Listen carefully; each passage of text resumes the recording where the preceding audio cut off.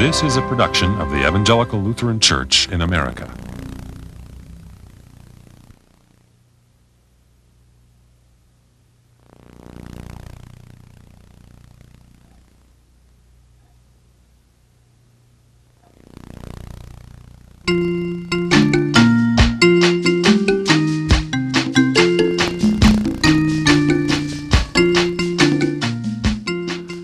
The newly independent nation of Namibia has an area twice that of California. About one-half of Namibia is desert, and its name comes from the Namibia coastal desert. The remainder is savanna grassland, which receives less than 20 inches of rain per year. The country, however, has rich deposits of diamonds, uranium, copper, lead, and other minerals. Other important sectors of the economy are fishing and meat products. Until independence, wealth was controlled by multinationals, largely South African. White incomes were about 20 times that of blacks. Population is estimated at 1.5 million, 95% blacks and 5% whites. Early inhabitants were nomadic San and Khoikhoi, as well as Ovambo, Kavango, Dama, Namara, and Herero groupings. Since white farmers have controlled 77% of the land, black farmers have been restricted to small plots, often of inferior quality. From 1884 until World War I, Namibia suffered under a brutal German colonial administration. In 1919, after World War I, the League of Nations gave South Africa the mandate over Namibia. Building on an earlier organization, SWAPO, Southwest African People's Organization, was launched in April 1960 to work for liberation from South Africa. When South African oppression increased, SWAPO added a military wing called PLAN, People's Liberation Army of Namibia. The United Nations terminated South Africa's mandate in 1966. South Africa continued, however, to defy world opinion and tightened its control with increased implementation of apartheid laws enforced by large police and military contingents.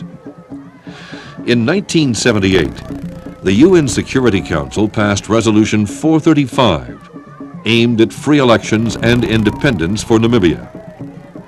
Then followed 10 frustrating years of delaying tactics by the South African government, supported by the U.S. administration. Many Namibians, especially in the north, suffered destruction of homes, imprisonment, torture, and death under the brutal South African occupation. Finally, in April 1989, Resolution 435 began to be implemented. The UN established a headquarters in Windhoek, and UN police and military began to arrive. Plans were finalized for an election in November. During the campaign, flags and party slogans were everywhere, even umbrellas with SWAPO colors. SWAPO flags flying over their campaign headquarters in Windhoek. In response to a request from Lutheran church leaders in Namibia, Ralston Deffenbaugh of the ELCA Commission for Church and Society served as legal advisor for nearly a year. Dr. Karl Mao, former General Secretary of the LWF, served as one of the election monitors. Eager voters lined up early in the day as over 97% of the registered voters cast ballots in Namibia's first free election. Final results gave SWAPO 41 seats in the Assembly and its nearest competitor, the DTA, Democratic Turnhala Alliance, 21 seats. The Assembly drew up a constitution, which many have called the finest in Africa, and elected SWAPO leader Sam Nujoma as president. March 21, 1990 was a glorious day. After 100 years of colonial oppression, a new nation was born and a new flag was hoisted. After his inauguration, the first president of the Republic of Namibia, Sam Nujoma, addressed the huge gathering. President F.W. de Klerk was on hand as South Africa relinquished control after 70 years. One nation, one Namibia, a slogan for many years, can now become a reality. An estimated 95% of Namibians are church members, and 55% are Lutheran. Both percentages are the highest in Africa. Here we see several thousand Christians gathered at an anti-apartheid rally in Katatura near Windhoek in 1986. Dean Sefania Kamita addresses the rally. Churches became increasingly outspoken critics of South African rule, especially after leaders of the Lutheran churches sent an open letter of protest to the Prime Minister of South Africa in 1971. All major denominations, including the Roman Catholic Church, with the exception of the white Dutch Reformed Church, are members of the Council of Churches in Namibia, CCN, founded in 1978. Since 1983, Dr. Abasai Sheyavali has been General Secretary.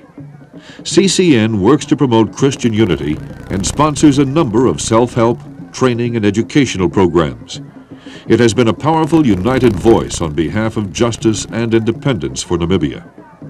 One result of this, in January 1986, CCN offices were gutted by a firebomb, as this illustration with the late John Mufangeo graphically portrays. Black Namibian Lutherans belong to two churches. The oldest of these, the Evangelical Lutheran Church in the Republic of Namibia, ELCRN, with headquarters in Windhoek, dates back to work begun in 1842 by the Rhenish Mission from Germany. This logo on the headquarters building illustrates ELCRN's nearly 200,000 members who are scattered throughout central Namibia. The church is under the leadership of Bishop Henrik Frederick. Bishop Frederick's deputy is Dean Zefania Kamita, shown here with Ralston Diefenbaugh and Sister Augusta Isis, editor of the church's periodical Emmanuel.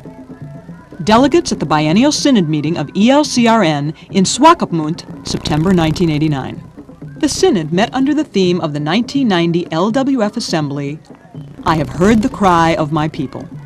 One of the most challenging areas of ministry for the church is the Windhoek area, population 115,000, the largest urban center in Namibia. One of the many bitter fruits of South African rule is the black township of Katatura near Windhoek.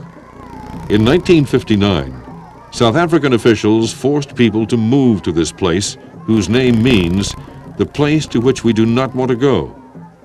The houses are meant to house 4 families. There are many problems facing residents of Katatura: unemployment, need for economic housing, better health care, and a growing crime and drug problem. The Lutheran congregation gathered for worship in Katatura.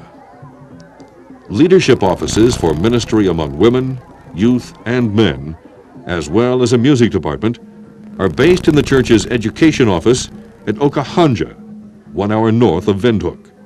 Sister Filipina Stefanos, director of the women's department, with 2 assistants. Martin Luther High School at Okambahe, northwest of Windhoek. About 160 young Namibians, about 1/3 female, attend this boarding school.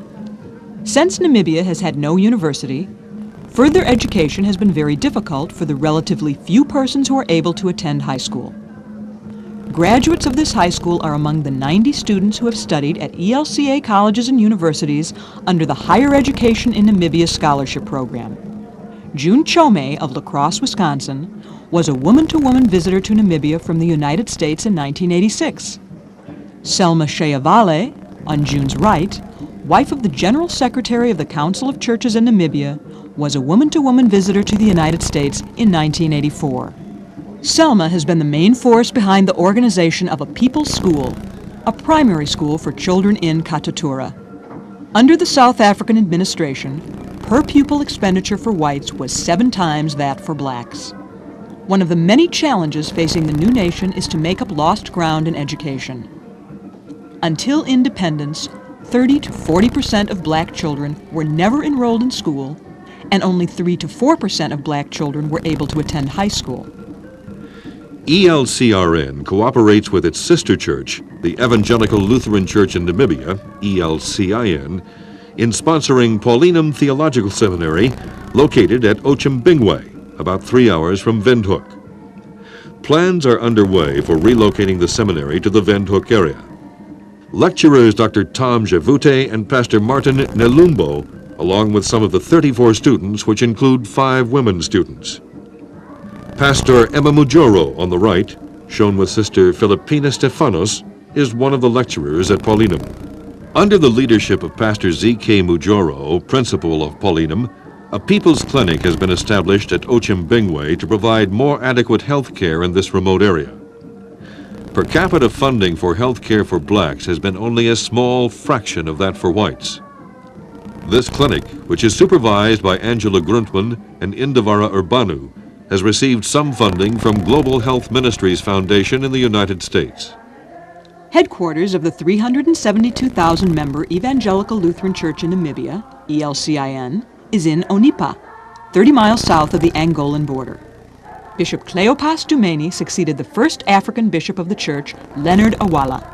In the midst of growing crises, Bishop Dumeni has carried on Bishop Awala's tradition of strong pastoral leadership and courageous championing of human rights and justice for the Namibian people. In spite of the loss of 2 children during the struggle, Mrs. Aino Dumeni provides strong support for Bishop Dumeni and dedicated leadership in a number of areas of the church's ministry.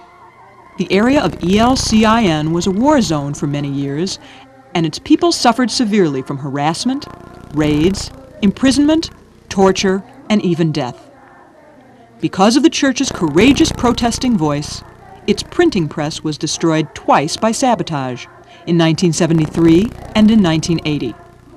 As John Mufangeo says in his graphic portrayal of this catastrophe, this did not stop people from believing in Christ. The press was rebuilt both times with financial assistance from church members and overseas agencies.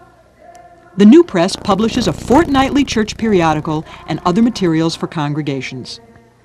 This large sanctuary near the ELCIN headquarters in Onipa serves as the cathedral of the church in the north. ELCIN is the largest church body in Namibia, and a very high percentage of the population in northern Namibia belongs to ELCIN. This newly built sanctuary is at Ngela, near the border of Angola. Members gathering for Sunday worship at Ualusho. The every Sunday offering is a part of the worship services in all congregations. For a number of years, ELCIN has had a strong stewardship education program, which, among other things, has stressed self-support in the parishes. Through a music department based in Ungwediva, ELCIN has sought to strengthen music in the congregations, encouraging the use of indigenous music. Children and youth gathering for a meeting in Onipa. Wilhelmina Sikomba, a graduate of Paulinum Seminary, is the Director of Ministry among Women. She was the 1990 woman-to-woman visitor from ELCIN to the women of the ELCA. In order to strengthen evangelism outreach, ELCIN established an evangelism office at Ungwediva, presently under the leadership of Pastor Justice David. ELCIN has been involved in mission work in Senegal. Pastor Paulus Haita and his wife Fina served there for several years. At present, no Namibians are serving in Senegal, but the church continues to gather funds and hopes to send missionaries back there in the future. Tuliki Ule works in the ELCIN Scholarship Office. While in exile from Namibia for many years, Tuliki was involved in training Namibians. In an attempt to provide first-class secondary education, ELCIN has continued to operate Oshigambo High School. Students from this school are also studying at ELCA colleges. With the help of financial assistance from the Finnish Evangelical Lutheran Mission, this high school has excellent facilities. The church's Handicraft Center in Onipa provides a sense of dignity and accomplishment for those involved and is a source of income for a number of persons in the area. A number of persons are involved in producing tapestries, baskets, and communion wafers. The center also produces vestments and paraments. The Lutheran Medical Commission of ELCIN operates 24 hospitals. Onanjokwe has 450 beds and is usually filled beyond capacity, serving an average of 490 outpatients daily. A dedication service for newly graduated nurses at Onanjokwe symbolizes the church's concern for the whole person and the whole community. There were many happy reunions as over 42,000 exiles returned to Namibia during the transition period in 1989. This task was coordinated by the 3R Committee: Repatriation, Resettlement, and Reconstruction. under the Council of Churches in Namibia. The resettlement camp at Angwediva was one of the main centers for this operation. Assistance for returnees came from a number of governmental and non-governmental sources, including the World Council of Churches and the Lutheran World Federation. Until people are able to be absorbed back into their communities, to find employment and to plant crops, aid of various kinds will still be needed. Here, people are receiving emergency aid at Angwediva. One of the many post-independent challenges facing the nation and the churches is the matter of the San. Over 9,000 of them were living on military bases in Namibia. Many of the men fought with the South African Army. Now, ELCIN, with the help of the LWF, has launched a program to resettle them in places where they can have access to food sources and health care. Even before independence, the church was seeking to help a group of San in the Mangeti area to find a new home. San children enjoying a magazine oblivious of the quandary faced by their elders. During the time of waiting for these people, the church has sought to minister to them and to provide educational and training opportunities. Dean Petra Shapena with a San woman who learned how to make baskets. In recent years, a number of persons from ELCA and ELCA predecessor bodies have served in Namibia as volunteers and short-term personnel. ELCA missionaries Tom and Joyce Soldner, who served in South Africa for 5 years, began serving in Namibia in 1990. Tom works with continuing education and urban ministry, and Joyce teaches elementary school. These are exciting and challenging days for our sisters and brothers in Namibia. As members of the ELCA, we need to be sensitive and alert to ways in which we can continue to be challenged and inspired by them, and to ways in which we can be of support to them as they forge a new nation. In a greeting sent to friends around the world on the occasion of Namibia's independence, Bishop Dumeni ended with these words: "We rejoice and praise God together. Thank you all so much for what you have done, and do not forget us as we try to build a new nation out of the ashes of apartheid. With God's help, we will do His will for our people together. Praise be to God."